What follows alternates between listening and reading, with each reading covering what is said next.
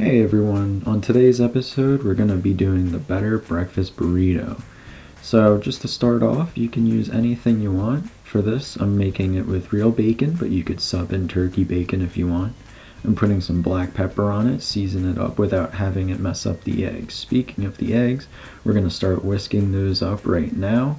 This is going to take a little longer than you might think, but what we're doing is incorporating air and getting rid of any of those white strands that are in the eggs right now. This is going to help make it fluffier when we're at the finished product.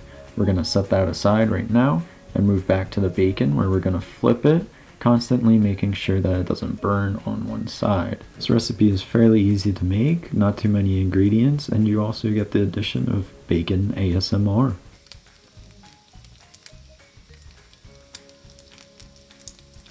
After scratching that itch, we're going to take the bacon off the pan and onto a paper towel. Don't throw away that bacon fat though, we're going to set that aside and use it for when we cook the eggs. But first, we're going to clean off the pan. We'll be using it for the entire recipe. So over medium heat, add back in 1 to 2 tablespoons of bacon fat we reserved and keep whisking those eggs. The bacon fat's going to add a lot of flavor instead of using something like olive oil. Now, folding the eggs to one side of the pan, making sure that they don't stay in one place and burn. Keep folding until you have a nice pillow of eggs on one side of the pan. Next up, I'll be tossing in some cheese, about a 1/4 cup. You can add cheese, you don't have to, but if you do, fold in and keep it to one side of the pan, since next up we're going to add in the salsa. I find this helps a lot because it not only heats up the salsa, but it also simmers off some of that liquid, which would ruin the burrito. I choose to add in a little more spice, so hot sauce if you want it. Mixing all things together, I'm going to pat off the bacon, crush it up, and put it on top of the eggs.